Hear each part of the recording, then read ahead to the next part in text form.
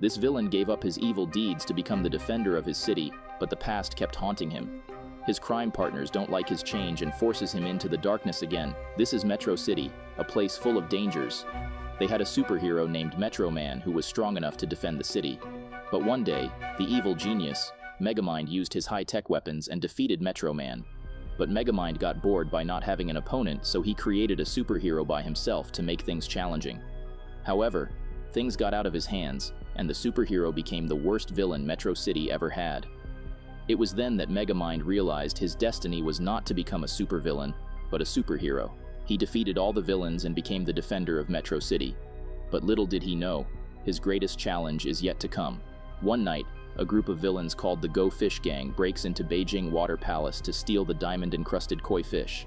Megamind reaches there in time because he had already predicted this event. He also wanted to do it 2 days ago, but now he's a superhero, and his responsibility is to stop such crimes. The Go Fish Gang sends a huge shark to attack Megamind. But Megamind uses his freezing gun to turn the shark into an ice cube. The Go Fish Gang tries to run away, but Megamind captures them in a portable laser prison. Unfortunately, the gadget malfunctions, and the prison disappears. Megamind is left ashamed while the Go Fish Gang escapes in their tanker. Megamind can't give up so easily as he's the only superhero in Metro City. He throws the ice cube inside the tanker and sprinkles some water on it. The cube turns back into the shark, which crashes the tank. After putting the criminals behind the bars, Megamind meets the mayor to receive honor for his services. His close friend and famous news reporter Roxanne Ritchie is covering the whole event. She seems really tired of her job and appreciating others. Roxanne wonders when she will be able to accomplish something by herself. While she is lost in thoughts, a naughty kid named Keiko Morita interrupts her. She's the #1 fan of Megamind and has already created fan clubs and social media accounts for him. She live streams every incident related to Megamind and even gained 500,000 subscribers. She wants to interview Roxanne because she helped Megamind in one of his accomplishments. Keiko wants to know her next goal, but Roxanne has nothing in mind. She never thought much about her future. Keiko asks her to move forward in her life and try making a difference in this world. Roxanne agrees and starts having a different outlook on life. She's not the only one questioning herself. Megamind's assistant, Old Chum, is also having a hard time. Everything has changed for Megamind, but Chum still has the same job and entitlement. He's just an assistant that fixes Megamind's brain bots and washes his socks. Chum wanted to be a sidekick. Hearing this, Roxanne advises Chum to go for what he wants. He should directly ask Megamind for a promotion by reminding him how valuable he is. Chum agrees, but before he can talk to Megamind, Keiko stops Megamind to introduce herself. She has been doing a lot to promote Megamind. In exchange, she wants Megamind to teach her how to be a crime fighter so she can join his team. Megamind immediately refuses because he likes to work alone, but he appreciates Keiko's efforts and gives her a flash grenade as a souvenir. Afterward, he calls Chum so they can go back home. Chum takes this chance to express his thoughts. He uses an AI-generated application to request for a promotion, but Megamind doesn't understand a word. Roxanne gets frustrated and jumps in to explain what Chum is trying to say. But Megamind reminds Chum that he's just a guy who hangs out with the superhero. Nothing more than that, and he shouldn't expect more either. Chum feels insulted and wants to quit if Megamind doesn't make him the sidekick. Megamind believes that he doesn't need anyone, so he happily lets Chum leave forever. Roxanne gets angry at Megamind, but he's pretty sure that Chum will return to him eventually. Later that day, Megamind's victory speech is broadcast everywhere, including the prison where his old friends watch it too. Megamind may have forgotten, but he used to have a villain gang with 3 notorious criminals called the Doom Syndicate. His mates were Lady Doppler, the evil witch of weather, Pierre Pressure, the master of hypnotism, Behemoth, the burning hunk of burning rock, and the Duke of Darkness, Nighty Night. Since they separated from Megamind, they have been fighting for the position of leader. To settle this matter, they decide to give a visit to Megamind. Meanwhile, Roxanne is still questioning her life and wonders what goals she needs to set to challenge herself. Suddenly, she gets a call from Megamind, who seems to be in great trouble. Roxanne immediately drives to his house, but Megamind's emergency was the toaster. He doesn't know how to turn it on because Chum was always taking care of all the chores. Suddenly, the doorbell rings and Megamind gets happy because he thinks it's Chum. His jaw drops on seeing the Doom Syndicate. Megamind told them to lay low in the prison and wait for his signal. But when they saw the news, they assumed that it's Megamind's new plan to take over the city. He's pretending to be a hero so no one suspects him. Megamind plays along with this misunderstanding and agrees that he's just pretending. The villains also ask about Roxanne, so Megamind introduces her as his evil bride. Roxanne keeps hearing everything in shock and excuses herself to have a private talk with Megamind. Roxanne asks him to reveal the truth, but Megamind is not ready for it.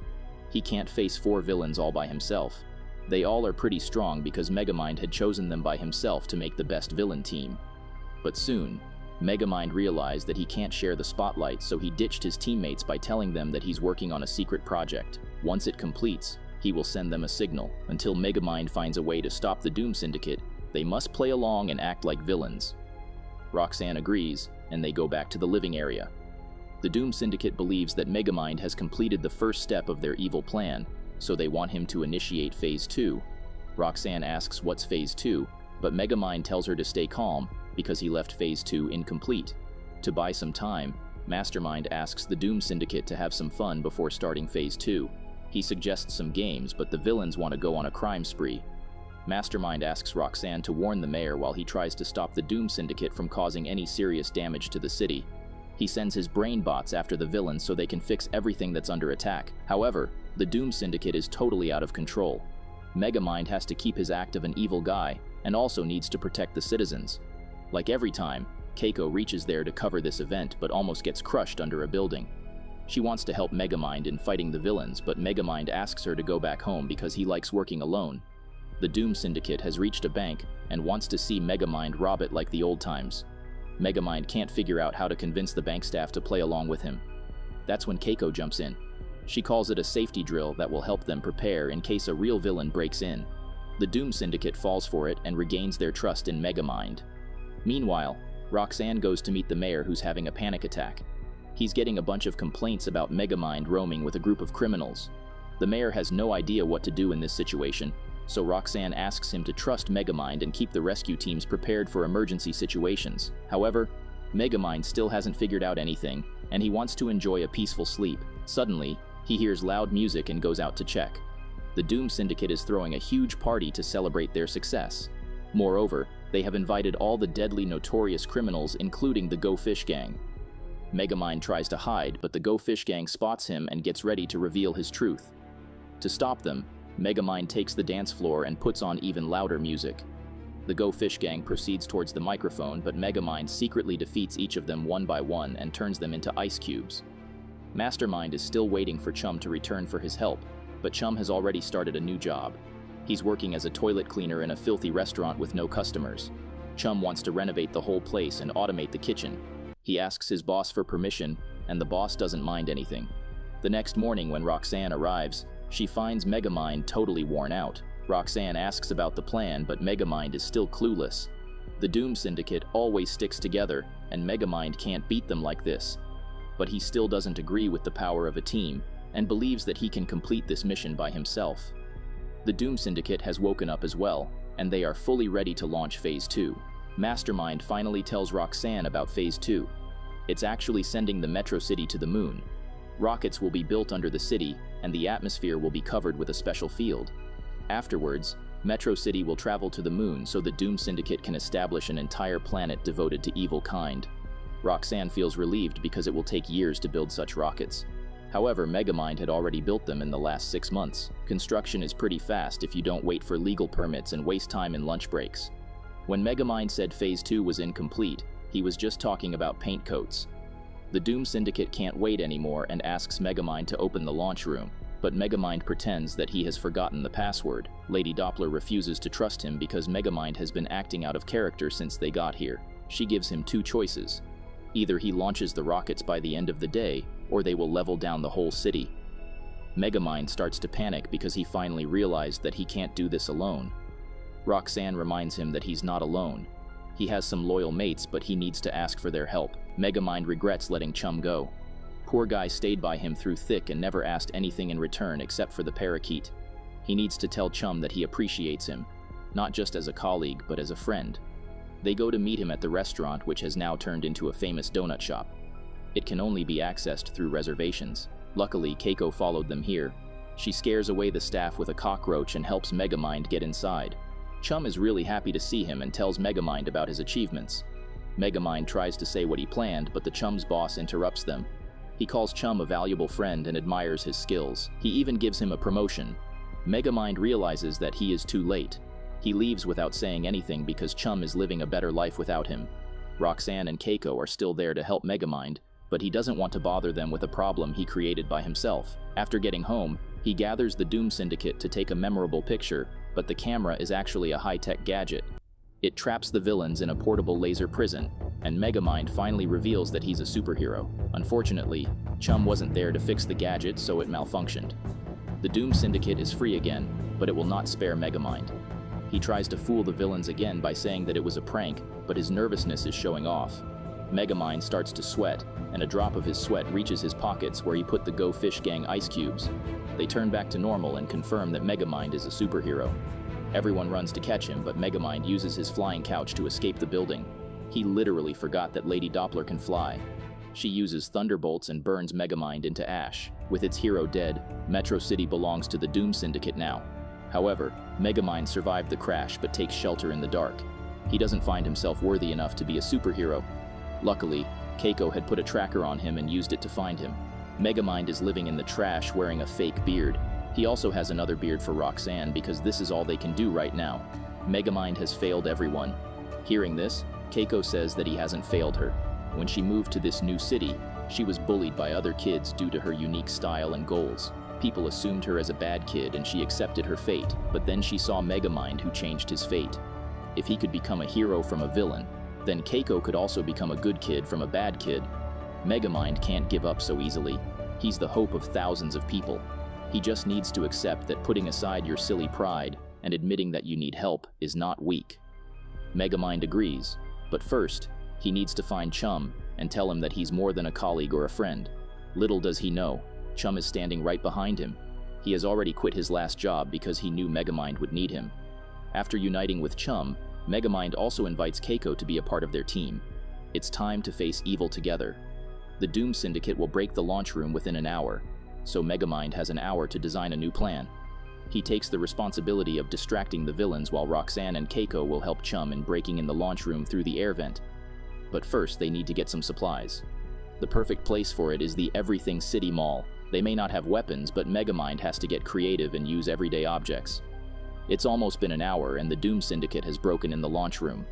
Megamind connects with them through a video call and tries to distract them. However, the villains are done with all the clowning. They press the launch button and the operation will start in 5 minutes.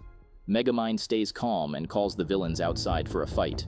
Meanwhile, Chum gets inside the air vent, but it is laid with high security. He hides in a hole to avoid the lasers, but more robots arrive to attack him. On the other hand, Roxanne and Megamind use tennis balls to attack the villains. Surprisingly, it works quite well. Just a few seconds are left before the launch, but Megamind trusts Chum. Little does he know, Chum is stuck really badly. He eventually gives up on his bodysuit and uses his fins to reach the launch room.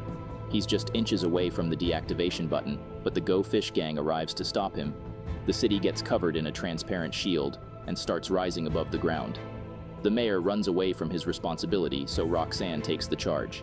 She asks the rescue teams to evacuate the streets and prepare first aid. Chum uses the last bit of his strength to defeat the Go Fish Gang and turns off the rockets. But now the city is falling down at a high speed. Megamind wants to help Chum, but he's still followed by the Doom Syndicate. He suddenly remembers about the robot parakeet he made for Chum. He sends the parakeet to help Chum, while he uses a disguise generator to change Nighty Night into a clone of himself. Pierre mistakes Nighty Night as Megamind and puts him to sleep. Meanwhile, the real Megamind puts him under a pile of cement. Now, it's Lady Doppler's turn. Megamind grabs some electric wires and uses them to make Lady Doppler taste her own medicine. Behemoth gets crushed under Roxanne's truck, and Keiko uses the flash grenade to finish off Nighty Night. They have finally defeated the Doom Syndicate because they worked in a team. Now they must rush to help Chum. He has set up the manual control but needs help in pulling the lever. Mastermind and others help him, and Metro City has finally landed back on Earth. After the city is saved, the mayor arrives to take all the credit. Moreover, he's angry at Megamind because he accidentally put the city backwards. Roxanne gets frustrated by the mayor's ungrateful behavior and reminds him that Mastermind risked his life to save the city. In anger, the mayor asks Roxanne why she doesn't try to be the mayor if it's that easy. This makes Roxanne realize her true worth. She is destined to be the mayor. She is already loved by everyone, so winning the election wasn't difficult. Now she can play her role in protecting the city. After the celebration, Megamind gathers his friends to tell them what he learned. It's the difference between bad guys and heroes. Bad guys only look out for themselves, but the heroes look out for each other.